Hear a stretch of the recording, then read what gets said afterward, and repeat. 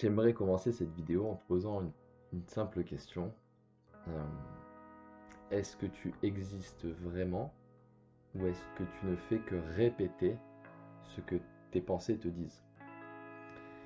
Est-ce qu'en fait, dans la plupart du temps qui se découle au long d'une journée, au long d'une vie, on est vraiment en train d'exister ou est-ce qu'on fait que agir en fonction de ce que nos pensées nous disent et répéter ce que nos pensées nous disent et puis ressentir en fonction des pensées qui nous viennent.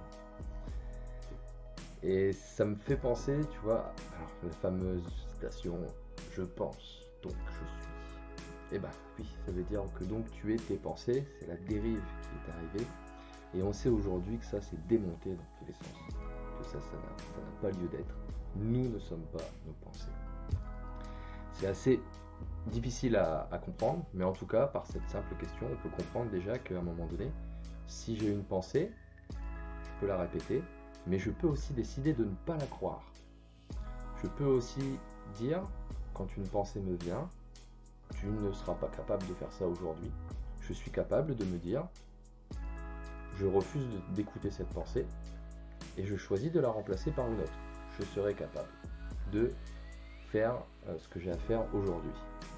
Et donc si on peut dire non à une pensée et en choisir une autre, ça veut bien dire qu'à un moment donné, on n'est pas notre pensée, on choisit nos pensées, on peut créer nos pensées, on est la personne qui crée les pensées, mais on n'est pas la pensée. Simplement revenez sur cette question-là, parce que la plupart du temps, vous ne faites que répéter ce que vous disent vos pensées, mais pourquoi les croire en fait au final? Pourquoi croire vos pensées? Et donc là, c'est parti pour une série, une vidéo par jour pendant 21 jours, super aubaine, franchement au top, pour moi, pour travailler mon message, pour qu'on fasse connaissance, pour que toi aussi de ton côté tu puisses voir sur le long de ces 21 vidéos qui vont arriver, quels sont les thèmes que je vais aborder, de quelle façon je vais l'aborder. Et puis voilà, comme je te l'ai dit déjà dans une précédente vidéo, j'ai absolument pas l'intention d'utiliser YouTube en te disant voilà ce que je vais t'apprendre, etc. Je vais simplement relater ce que moi j'apprends et en souhaitant qu'il y ait un échange au sein de la communauté qui va progressivement se créer. Et j'ai vraiment envie, c'est simplement de relater mon parcours et de te dire les choses comme je les ressens, comme je les pense sur l'instant, avec bien sûr toute la modification de la pensée qui va se faire au fur et à mesure. Et de quoi on parle dans cette chaîne? Eh bien, dans cette chaîne, on parle de changement. Avant tout, on parle de changement. Et je t'avais déjà fait une vidéo là-dessus. Et pour moi, la première étape du changement, pour avoir eu la chance d'interviewer plusieurs personnes qui ont fait déjà des changements de vie, à chaque fois, j'ai eu la réponse, ça s'est d'abord fait dans la douleur. Quand on amorce un gros changement de vie, c'est-à-dire qu'il y a un gros virage qui se shift, ça se fait d'abord dans la douleur. Et euh, justement, pour moi, ça se fait par rapport à ça. C'est-à-dire qu'à un moment donné, on se rend compte que l'identité que l'on a actuellement, en plus de ce qui nous entoure, personnellement ou professionnellement, l'identité que l'on a actuellement, au final, elle ne nous convient plus. On n'est plus d'accord avec ça, et pourtant ça tourne. Jour après jour, ça tourne, et on se voit en train de refaire les mêmes activités, de ressentir les mêmes émotions, d'avoir les mêmes cercles, d'agir de la même façon. Et on a l'impression qu'on ne contrôle plus rien. Et on se dit, mais non, c'est pas moi ça, c'est pas moi, je sens que c'est pas ça.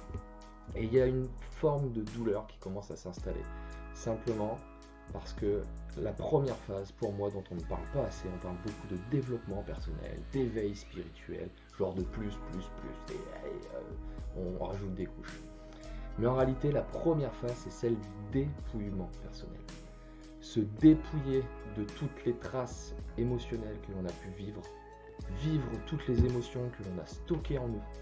Quand tu stockes une émotion, on en reparlera dans une autre vidéo, mais quand tu stockes une émotion, ça devient ensuite un sentiment, un caractère, une habitude, et tu deviens quelqu'un d'hargneux, ou je sais pas quoi, mais on en reparlera dans une autre vidéo.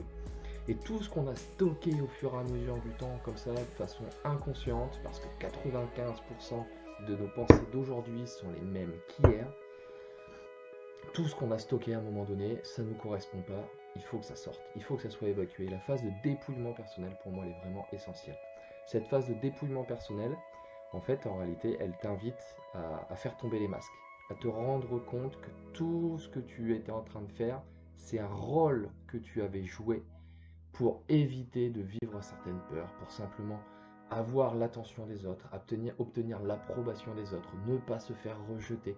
En gros, ça tourne autour de l'amour. Et on sait aujourd'hui que dans la construction de la personnalité des enfants, au début, ils agissent comme ça. C'est-à-dire que si j'agis comme ça, j'ai de l'attention. Si j'agis comme ça, je reçois de l'amour.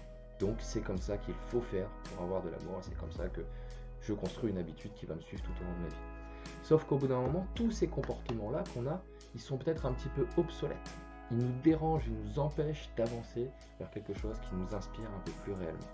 Et le pire dans l'histoire, c'est qu'au début, qu'est-ce qui nous inspire réellement? En tout cas, si je parle vraiment de mon expérience, qu'est-ce qui m'inspirait réellement quand j'ai vécu ce temps de silence avec le bruit du frigo, seul, à me dire ok, bon, t'arrêtes tout ça te convient pas, tu sais pas quoi faire, bah t'arrêtes tout. Et là, c'était dur. Et qu'est-ce qui me venait? Et ben en fait, c'est voilà, l'image que tout ce que j'avais fait, c'était obsolète. C'est pas en continuant sur cette voie-là, en continuant d'être la personne que j'étais actuellement, que j'allais pouvoir répondre à ce que j'avais vraiment envie. Et qu'est-ce que j'avais vraiment envie? Ben en fait, j'en savais rien. On m'avait jamais appris à me poser cette question-là. Alors, on m'avait jamais appris à aller chercher autre part que dans les pensées, que dans l'esprit raisonné. Et tu vas voir que dans cette série de 21 vidéos, on va commencer justement à faire la part entre un petit peu la raison et ce qui nous intéresse un petit peu au fond de nous. Pour moi, tout ça tourne un petit peu autour de l'ego. Et c'est un domaine que j'ai vraiment envie de creuser là pour les mois qui vont arriver. Pour vous offrir un petit peu plus de valeur quand même et un petit peu plus de... pour vous offrir mon apprentissage tout simplement. Si déjà ça t'inspire et que tu as déjà des questions par rapport à ce que j'ai un petit peu évoqué là, sache que voilà, c'était la première série d'une série de 21 vidéos. Et puis demain, on va parler justement de cette construction émotionnelle que l'on a pu avoir et puis de l'impact que ça a eu sur nous, que ça a eu sur moi et sur les personnes que j'ai pu déjà interroger. Voilà, un gros bisou et à bientôt.